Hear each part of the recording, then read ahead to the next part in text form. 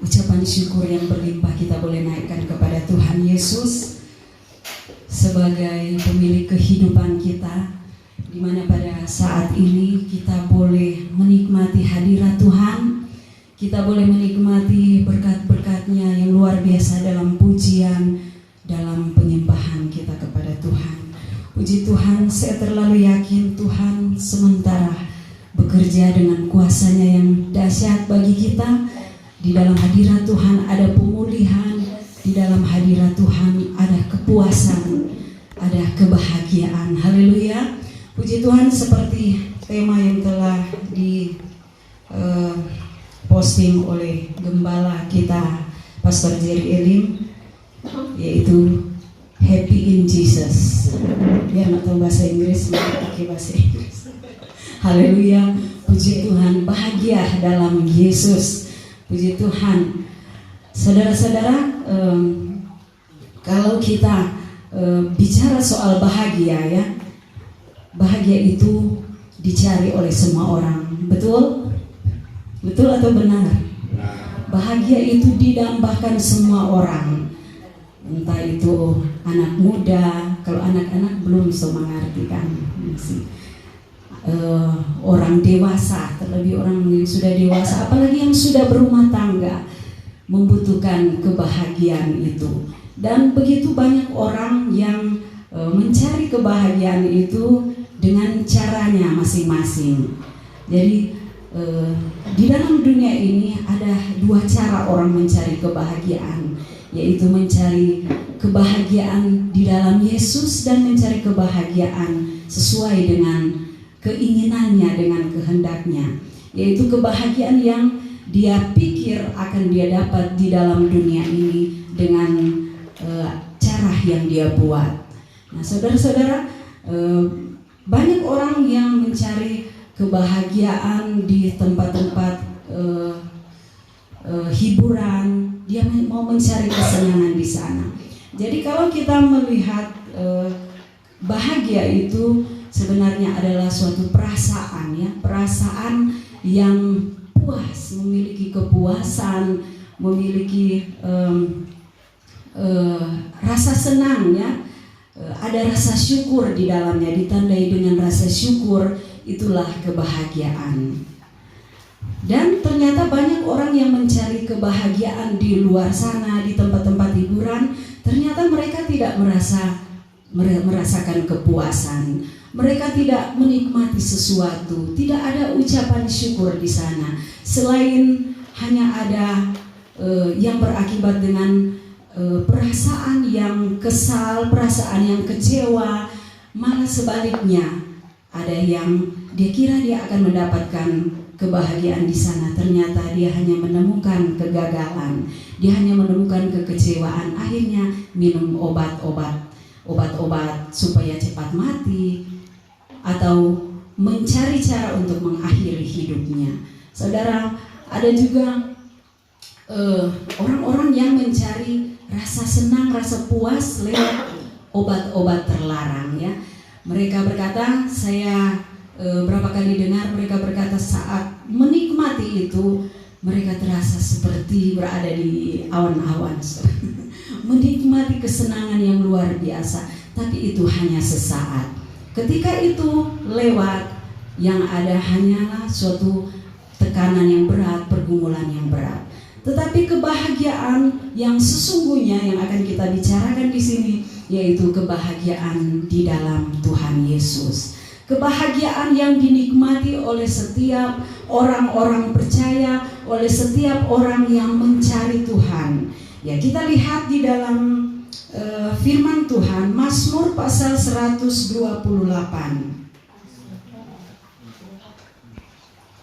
Mazmur pasal 128 ayat 1 sampai ayatnya yang ke-6.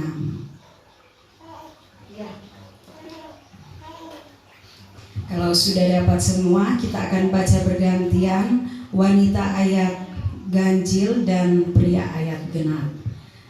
Judulnya berkat atas rumah tangga. Nyanyian Siara 2-3. Berbahagialah setiap orang yang takut akan Tuhan, yang hidup menurut jalan yang ditunjukkannya. Apa itu? Ya, ayat 2 lagi-lagi. Apabila kau makan hasil jerih payah tanganmu, berbahagialah engkau dan baiklah keadaanmu. Istrimu akan menjadi seperti pohon anggur yang subur di dalam rumahmu, anak-anakmu seperti tunas pohon zaitun sekeliling mejamu.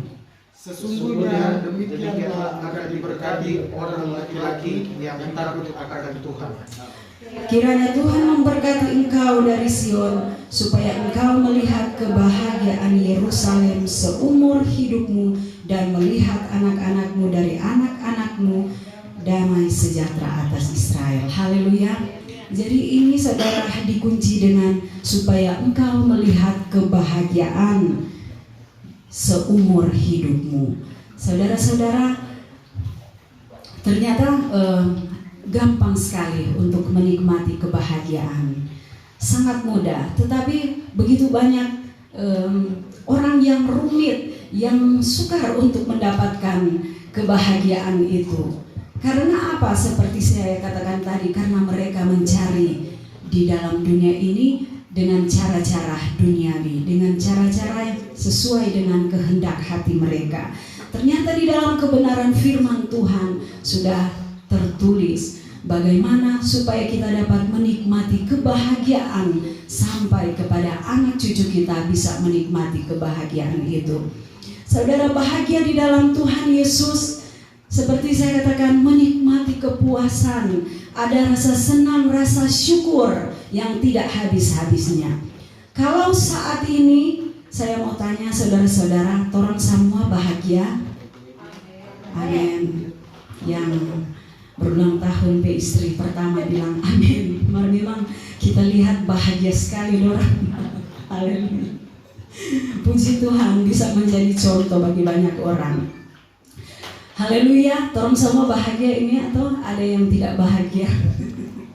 Haleluya. Kita semua orang-orang percaya bersyukur kita adalah orang-orang yang berbahagia. Karena ketika kita hidup di dalam Tuhan, kita berada di dalam Yesus, kita boleh diajarkan bagaimana hidup sesuai dengan kehendak Tuhan. Kita diajarkan bagaimana untuk menghadapi kehidupan ini sehingga kita mampu, kita menjadi kuat, dan disitulah kita boleh merasa bahagia. Saudara-saudara, kalau kita belum sanggup mengucap syukur ketika ada persoalan pergumulan datang, ketika kita masih bersungut, berarti orang belum bahagia. Waktu orang belum merasa puas dengan apa yang ada, waktu orang bilang, kenapa kita pe suami begini, kenapa kita pe anak begini, berarti orang belum bahagia. Nah, sebagai orang-orang percaya, kalau kita merasa bahagia berarti kita ada ucapan syukur dalam segala hal. Sekalipun sebagai manusia ya, sebagai manusia kita punya keterbatasan. Kadangkala kita menjadi lemah, kadangkala kita tidak sanggup mengucap syukur, kadangkala kita tidak puas dengan sesuatu, tapi kita bersyukur ada Roh Kudus yang selalu menegur kita, yang selalu mengingatkan kita, yang selalu menginsyafkan kita, sehingga saat itu kita berkata, Tuhan tolong saya, pulihkan saya, sehingga di situ ada ucapan syukur. Saudara-saudara, firman Tuhan telah kita baca bagaimana orang yang berbahagia di akhir pembacaan ini, bagaimana keluarga itu bisa menikmati kebahagiaan, yaitu takut akan Tuhan. Amin. Kita menghormati Tuhan. Takut akan Tuhan adalah mengikuti kehendak Tuhan, melakukan segala apa yang Tuhan kehendaki dalam kehidupan kita, sehingga kita dikatakan berbahagia. Dalam pembacaan ini, kalau saya melihat ya ditujukan kepada bapak-bapak ya. Pas hari ini ada yang berulang tahun, yang berulang tahun saya lihat memang so menguasai ini, sudah mempraktekkan ini ya. Takut akan Tuhan. Bapak Stanley begitu mencintai Tuhan, takut akan Tuhan sehingga memiliki istri yang luar biasa. Istri yang takut akan Tuhan, yang mengasihi bukan cuma keluarganya tetapi mengasihi banyak orang. Buktinya sesjein oleh setiap hari Minggu. Begitu berlimpah ya kemurahan hatinya, dia boleh membagi-bagikan berkat bagi kita semua. Itu adalah berkat ya atas suatu rumah tangga yang memiliki suami yang takut akan Tuhan. Namun beda-beda kan dia karunia. Kalau sesdiri memang karunia melayani patora. Haleluya, puji Tuhan. Saudara-saudara, di sini dikatakan di ayatnya yang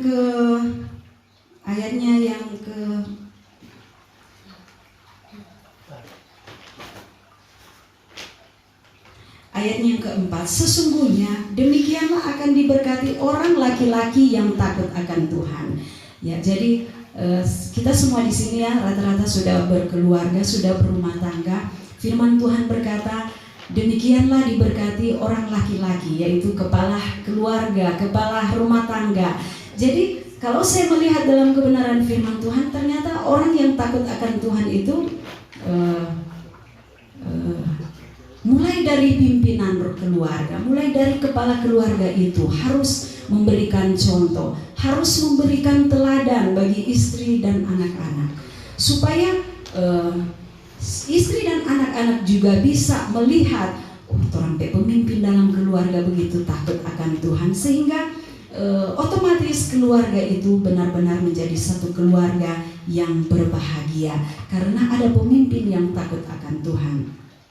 Saudara-saudara, saya selingi dengan kesaksian ya. Kadang-kala kami sebagai keluarga suami istri ada hal-hal yang kami koreksi ya dalam rumah tangga. Saya katakan karena kami punya pergumulan untuk anak kami yang sudah Tuhan bawa di sekolah Alkitab. Saya katakan kepada suami saya, karena sebelumnya ini anak saudara-saudara pergaulannya begitu bagaimana kan, Amazing boleh ceritakan? Amazing teman dia banyak tahu kehidupannya. Jadi saudara-saudara dia punya teman-teman pergaulannya, teman-teman yang ya saya pokoknya yang saya lihat memang ada yang masih pagi sehingga dia suka bawa minuman begitu, minuman keras. Akhirnya dia ikut ya. Kadang orang pakai baju soba lem-lem begitu, saudara-saudara, soba habon singgah di rumah. Kami sebagai orang tua ya secara manusia khawatir melihat keadaan ini. Namun kami tetap berdoa. Kami tetap berdoa karena kalau mau bicara paling cuma sampai dibicara. Kami hanya berkata, Tuhan, Engkau yang lebih jauh, lebih sanggup untuk menolong anak ini. Dan tentunya sebagai orang tua kami harus bertindak. Dan saya katakan kepada suami saya, kalau engkau mau lihat engkau pe anak ada perubahan mulai dari diri sendiri, torang pe diri, torang berubah. Kalau torang mau suka lihat ini anak berubah, mari torang bangun mesbah dalam keluarga. Kita rubah, mungkin ada cara-cara kita yang tidak berkenan, mungkin ada perbuatan-perbuatan kita yang tidak menjadi contoh bagi anak-anak. Kadang-kadang saya katakan, kalau kamu marah, marah ini anak-anak tidak terkendali, anak-anak sudah tidak menjadi berkat bagi anak-anak. Jadi orang berkomitmen, kita akan merubah sebagai istri, sebagai suami, mari orang berubah lebih baik sesuai dengan kehendak Tuhan. Orang bangun, karena selama ini berdoa sendiri, masing-masing berdoa sendiri, saudara-saudara. Dan kami berkomitmen kembali memperbaharui lagi komitmen kami supaya kami dapat membangun mesbah Tuhan setiap pagi. Saudara-saudara, saya bersyukur ya saat kami memulai lagi itu, tidak berapa lama ya kami membangun mesbah Tuhan, kami berdoa. 2 hari kemudian dia datang ke rumah dan dia menyampaikan kerinduannya. Sebagai orang tua saya tidak percaya ya, mungkin saya sudah berdosa kepada Tuhan karena meragukan hal ini. Tapi saya hanya berpikir, Tuhan, apapun latar belakang dia, apapun maksud dia untuk pergi sekolah Alkitab, mungkin ada embel-embel atau ada lain. Tapi kalau memang dia sudah Tuhan bawa di sana, saya percaya Tuhan yang akan bekerja di sana, Tuhan yang akan merubah dia di sana. Dan saudara-saudara, kami bersyukur ya, ternyata memang orang sebagai satu keluarga perlu membangun mesbah di hadapan Tuhan. Mungkin kita terlalu sibuk. Saya juga akui ya, saya terlalu sibuk dengan usaha sehingga tidak sama-sama lagi kami berdoa sebagai satu keluarga. Tapi saya melihat betapa besar kuasa Tuhan saat kami berdoa bersama-sama, kami berpuasa.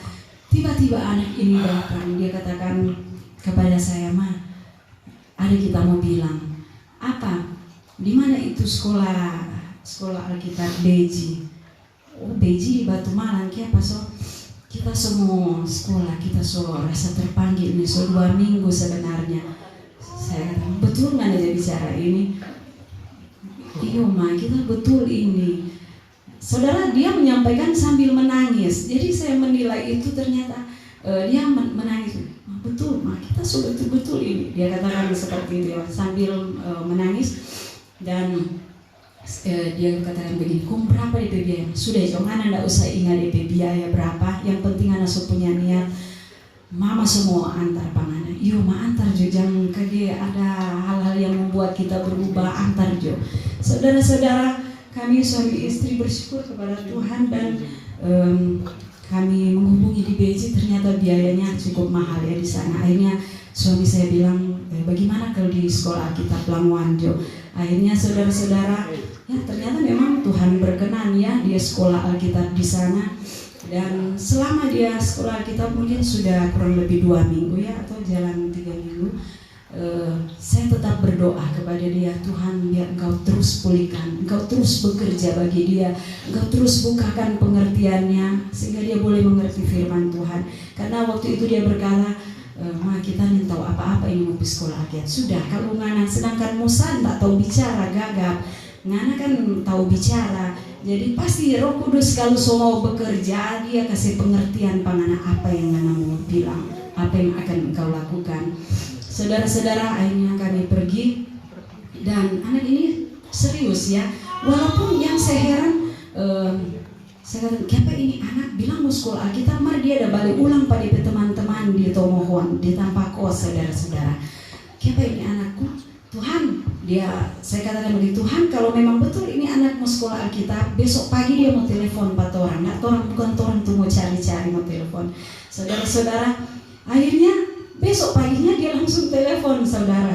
Dia telepon kepada suami saya, katakan, "Pak, mari jumpa, semua singgah bagi kita." Dikatakan begitu. "Oh iya, semua pergi." Saudara, kami langsung berkemas, pergi cuma baju, saudara ada bawa alat-alat karena belum terpikirkan. Akhirnya kami berangkat, saudara-saudara, dia begitu antusias, dia begitu dan senang sekali, saudara-saudara, mengisi. Dia berjanji, saudara-saudara, saya hanya berdoa, "Tuhan, Engkau tetap tolong anak ini, Engkau tolong anak ini." Dan saudara-saudara, selama dia di sana sudah beberapa hari dia sering sakit ya. Kemarin kami pergi berkunjung membawa perlengkapan lainnya, dia lagi sakit. Dia katakan, "Ma, ada obat." Nah, so hamba Tuhan tuh sekolah sini mestinya praktekan itu iman, tapi tetap saya berikan pas ada obat di kendaraan saya kasih saudara-saudara. Dan tetap saya katakan, tetap berdoa, berserah, praktekan iman supaya kami melihat kuasa Tuhan. Dan saudara-saudara, ada yang saya mau katakan tapi tiba-tiba sudah lewat. Puji Tuhan, saudara, itu yang menjadi kesaksian. Ya, kesaksian bagaimana ketika kami membangun mesbah, ketika kami mau sungguh-sungguh mencari Tuhan, ternyata Tuhan itu bekerja lebih jauh ya dari apa yang kita doakan, bekerja lebih jauh dari apa yang kita pikirkan. Sebenarnya orang mau berdoa supaya ini anak Tuhan tolong kembalikan di rumah, dia tinggal di rumah, dia cari pekerjaan yang baik. Ternyata Tuhan bawa dia seperti itu. Jadi saudara-saudara, itu adalah suatu kebahagiaan yang tak terkira ya. Suatu kebahagiaan yang Tuhan anugerahkan bagi kami, kebahagiaan yang penuh dengan ucapan syukur, di mana Tuhan itu bekerja dengan luar biasa bagi orang-orang yang takut akan Tuhan. Ya, tentu sebagai saudara seiman, saya mengimbau mulai dari kepala keluarga ya, mulai dari bapak-bapak, amin, bapak-bapak, panggil itu istri, panggil itu anak, mari orang berdoa. Karena sesungguhnya untuk menjalani hidup ini kita tidak mampu. Banyak hal yang menjadi tantangan bagi kita, yang membuat kita hilang damai sejahtera, hilang sukacita. Banyak hal, tetapi saat pagi hari kita membawa di kaki Tuhan, hidup kita ini berserah kepada Tuhan, apapun yang datang kita tetap bersyukur kepada Tuhan. Kita tetap berkata, selamat datang, kami mau menikmati pergumulan ini. Saudara-saudara, satu kali memang kami sudah tidak ada apa-apa ya. Saya katakan kepada suami saya, haleluya, dia kata haleluya, selamat datang kekurangan, kami bersyukur. Haleluya, puji Tuhan. Dan Tuhan tidak membiarkan seperti itu ya. Tuhan hanya memberikan sesaat saja supaya kita melihat kuasa Tuhan. Saat kita bersyukur, kita dapat melihat mujizat Tuhan. Itulah kebahagiaan orang-orang percaya. Itulah kebahagiaan yang diberikan kepada laki-laki yang takut akan Tuhan. Bukan hanya dinikmati dia sendiri, tapi seluruh keluarganya akan menikmati itu. Ada beberapa hal yang dikatakan oleh firman Tuhan ini akibat dari seorang laki-laki yang takut akan Tuhan. Ayatnya yang kedua, apabila engkau memakan hasil jeripaya tanganmu, berbahagialah engkau dan baiklah keadaanmu. Haleluya. Ketika menikmati jerih lelah, ketika menikmati hasil usaha, ada suatu kepuasan, ada suatu kebahagiaan, ada suatu ucapan syukur. Karena hasil dari jerih lelah kita boleh nikmati, tidak cuma lewat begitu saja, ya, tidak cuma hilang. Sudah apakah tidak dapat rasa? Nah, mungkin seperti itu yang dirasakan oleh Irjen FS ya saat ini. Saudara, triliun DP doi di bank, tapi saudara-saudara, dia tidak bisa menikmati itu karena situasi yang dia hadapi, karena perbuatan yang dia lakukan. Padahal orang Kristen tapi tidak menikmati kebahagiaan yang sesungguhnya. Mungkin itu adalah gambaran bagi laki-laki, seorang laki-laki, supaya benar-benar menjadi laki-laki yang takut akan Tuhan, sehingga setiap jerih lelah, setiap berkat yang diterima benar-benar dinikmati dengan penuh kepuasan di dalam Tuhan. Haleluya. Walaupun kita mungkin memberi, mengeluarkan, menolong orang, memberikan orang yang tidak mampu, melayani orang, tapi rasa cukup itu selalu kita nikmati. Kepuasan itu selalu kita nikmati. Tak merasa kekurangan, walaupun sudah ada apa-apa, tapi kita tetap merasa ada. Kita tidak merasa kekurangan ya saudara-saudara.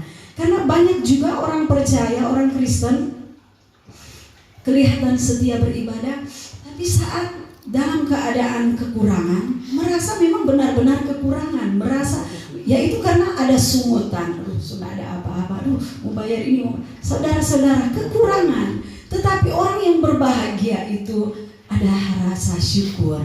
Terima kasih Tuhan, aku percaya Engkau menyediakan tepat pada waktunya. Saudara-saudara, yang kedua, jadi itu bisa menikmati hasil jeripaya dengan penuh ucapan syukur.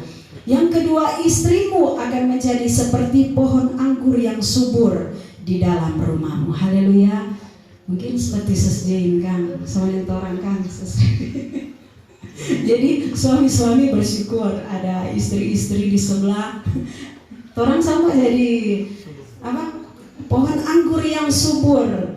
Ya, pohon anggur. Kalau anggur kan, ya, orang menikmati DP air anggur sebentar, bisa menjadi berkat bagi banyak orang. Jadi itu istri pohon anggur, kalau saya baca-baca, dia tidak suka lembab ya saudara-saudara, dia suka sinar matahari seperti di atas. Ibu gembala tanam di atas karena banyak kena sinar matahari. Jadi dia banyak kena sinar matahari lebih bagus.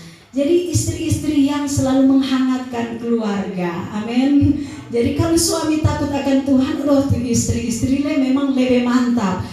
Istilah dalam Alkitab, jadi benar-benar penolong bagi suami. Jadi saat suami tertekan, ada istri yang tenang juga. Kasih apa? Kasih apa?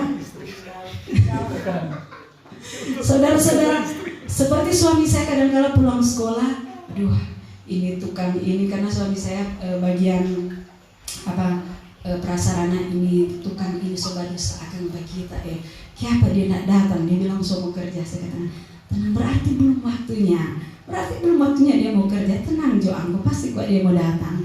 Saudara-saudara, istri akan menjadi penyegar, penghangat dalam keluarga, dalam rumah tangga. Amin. Feren. Haleluya. Puji Tuhan. Dan memang sebagai istri kami juga berdoa ya, kami membutuhkan hal ini supaya kami dapat menjadi istri yang baik, menjadi istri yang benar-benar menjadi penolong bagi suami, bagi anak-anak. Jadi saya katakan beberapa waktu lalu torang penolong 2 laki-laki, ada Roh Kudus, ada istri. Jadi istri itu sebagai penolong, benar-benar menjadi penolong dalam rumah tangga ketika suami itu takut akan Tuhan. Bahkan ada suami yang tidak takut Tuhan, tapi istri tetap setia, istri tetap mendampingi dengan baik, tetap melayani. Saudara-saudara, ada kesaksian dari teman saya, ini DP suami suka DP istri kalau mau makan belai-belai di kepala. Tapi kalau dia mau pergi kerja, dia bilang usah juga kerja yang ada di rumah Jo. Saudara-saudara, padahal pekerjaan itu dibutuhkan. Ini suami, tapi istrinya tetap setia, ya. Ternyata kesetiaan itu seperti kata Bapak Jerry ini harga mati ya dalam rumah tangga. Jadi biar suami tidak takut Tuhan, istri tetap setia. Kalau suami menyimpang, istri tetap setia. Amin. Mari kita percaya ini suami-suami ini tetap setia. Amin. Karena suami-suami yang percaya Tuhan Yesus, yang takut akan Tuhan. Jadi biar ada godaan dari luar, di tempat kerja, dimanapun, Ivan, tetap satu kita istri, tetap setia. Karena Tuhan Yesus yang lebih dulu setia kepada kita. Jadi orang mesti setia kepada pasangan kita. Saudara-saudara, itu berkat bagi suami yang takut Tuhan. Istrimu menjadi seperti pohon anggur yang subur. Dan yang ketiga, anak-anakmu seperti tunas pohon zaitun sekeliling mejamu. Haleluya. Jadi ini saudara-saudara kerinduan kami. Saya rindu anak-anak kami itu setia kepada Tuhan. Firman Tuhan berkata seperti tunas pohon zaitun. Pohon zaitun itu adalah pohon yang kuat ya. Saat batang induknya mulai tua, dia mulai mengering, ada tunas-tunas baru yang akan muncul di sana. Tunas-tunas ini walaupun dia masih tunas, tapi dia kuat karena ini pohon zaitun memang kuat. Jadi orang-orang yang takut akan Tuhan, bapak-bapak yang takut akan Tuhan, anak-anaknya, saudara, ketika dia tua, anak-anaknya akan selalu merawat, anak-anaknya akan memperhatikan orang tua. Jadi ini adalah sesuatu yang dibutuhkan sebagai orang tua dalam keluarga. Karena saat ini begitu banyak orang tua yang terlantar, tidak diperhatikan oleh anak-anak, saudara-saudara.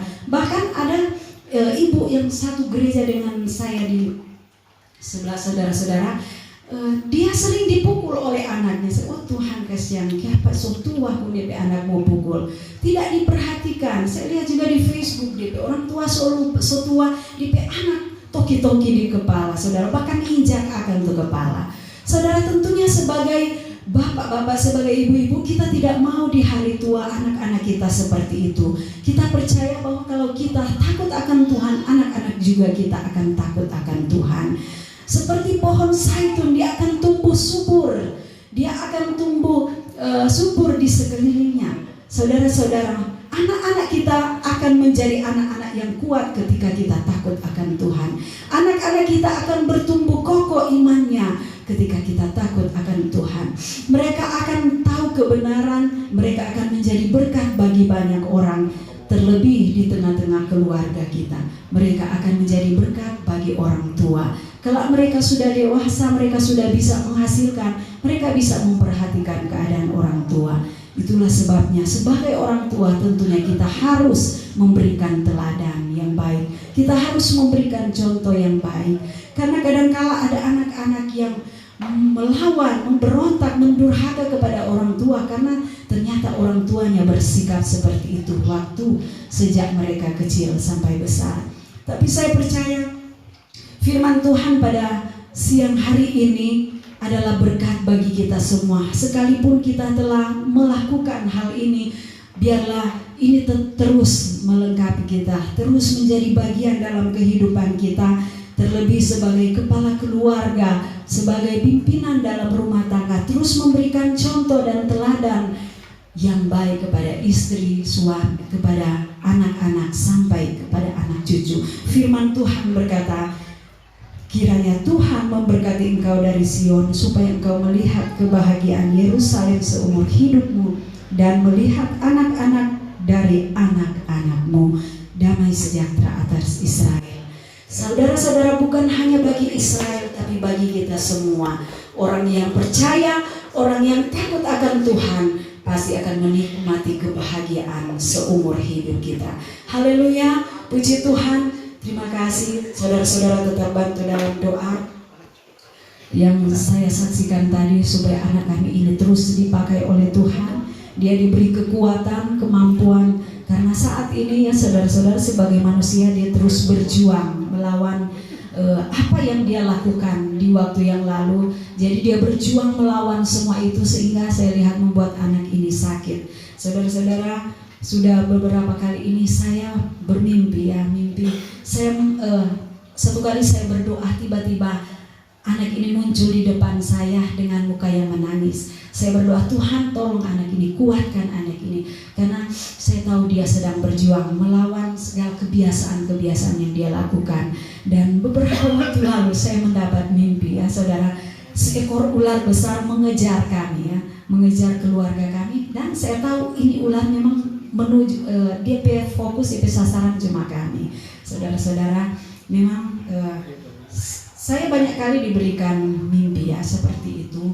Waktu anak ini masih kecil sampai seperti itu. Jadi memang kuasa kegelapan terus mengejar, terus mencari celah untuk menjatuhkan. Tentunya saya butuh dukungan doa dari saudara-saudara supaya anak ini, saya percaya kalau Tuhan telah membawa dia di sana, Tuhan pasti, tangan Tuhan lebih kuat memegang dia, membawa dia menjadi hamba Tuhan yang luar biasa dipakai oleh Tuhan. Puji Tuhan. Haleluya, saudara-saudara, saya rindu menyampaikan satu pujian ucapan syukur saya kepada Tuhan Yesus yang begitu baik, dan kiranya pujian ini bisa menjadi berkat bagi kita semua.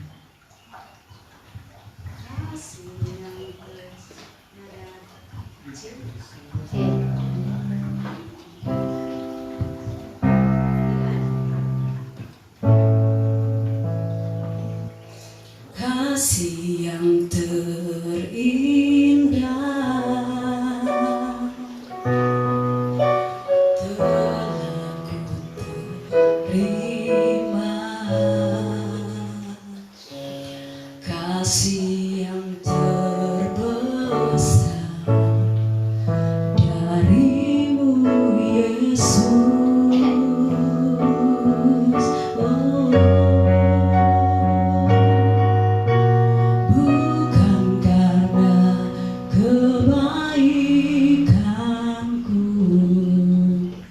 Bukan karena hebatku, namun oleh anugerah kemurahan-Mu, Yesus. Engkau baik, Engkau baik, sungguh baik bagiku. Engkau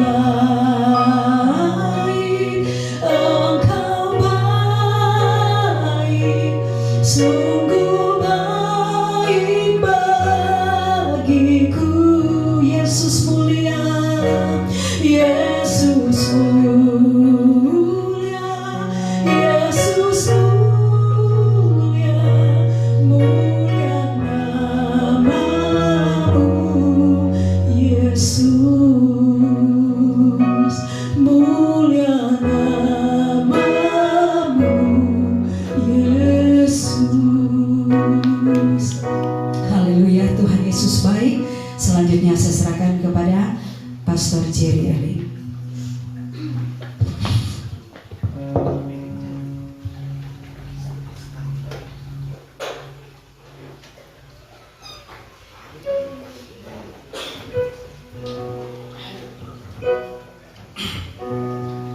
Luar biasa.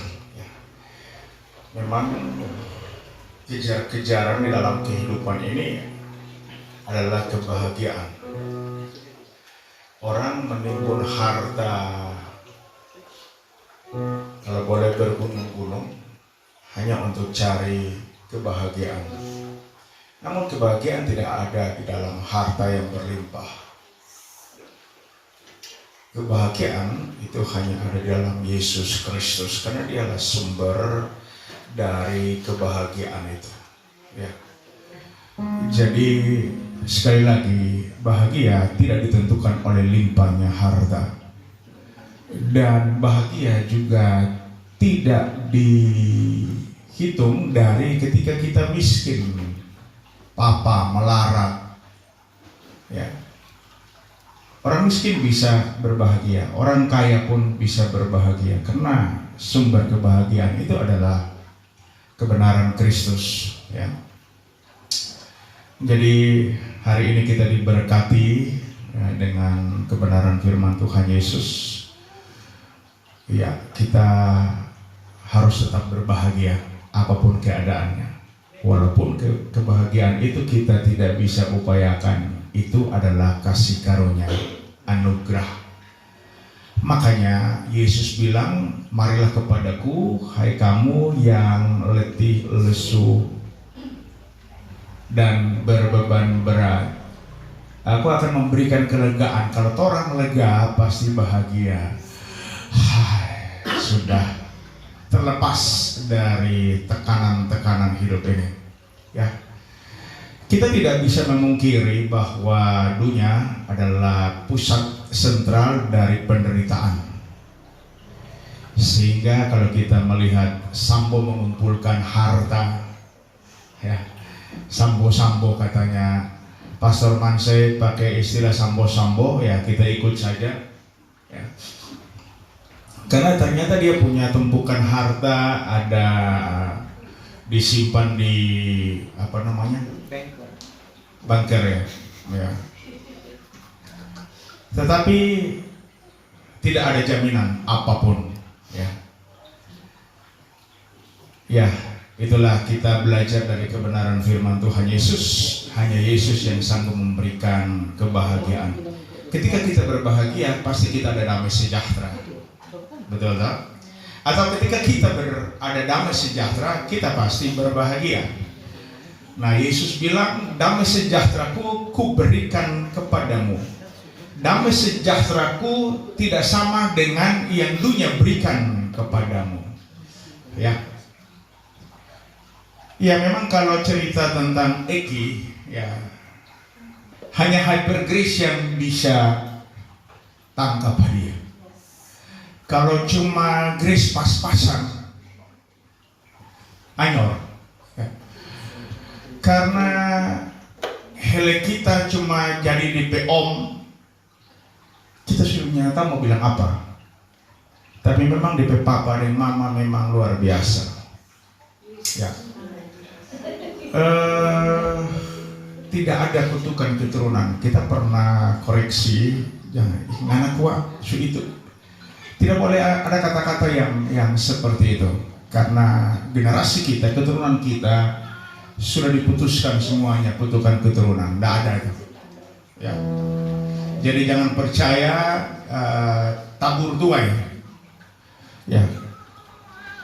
Tabur tuai, kalau tabur yang seperti Eki model, ya pasti akan. Nah itu bahasanya hati-hati. Jangan sampai kita terjebak, karena si dia bolos ini kan ahli modifikasi, ya.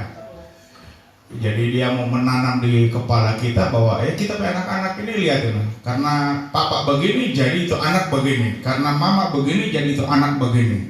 Nah ini kita mesti putuskan, ya. Karena Alkitab mengatakan bahwa kita tidak ditetapkan untuk menerima kutukan, ya, semuanya sudah Kristus tangani. Ya, tetapi kalau lihat pandangan mata, ya, saya bilang bahwa janganlah mengambil kesimpulan ketika sedang berproses. Ya, sebab kalau kita tarik kesimpulan sementara dalam berproses, bisa salah kesimpulan kita. Ya. Itu yang dikatakan bahwa segala sesuatu indah pada waktunya. Nah, Eki Sekolah Alkitab, waktu kita baca di Facebook, kita dalam pikiran kita bahwa proses yang baik sementara dimulai atau baru dimulai, ya. Jadi kita tidak bisa mengatakan bahwa ini sudah selesai, ya. Ya. Tuhan punya cara untuk membawa Eki ke sekolah Alkitab, seperti Tuhan punya cara membawa kita datang di Manado ke sekolah Alkitab juga. Nanti orang bercerita nanti. Saat ini kita akan masuk dalam perjamuan Kristus yang kudus. Saya ingin membaca beberapa ayat untuk kita renungkan.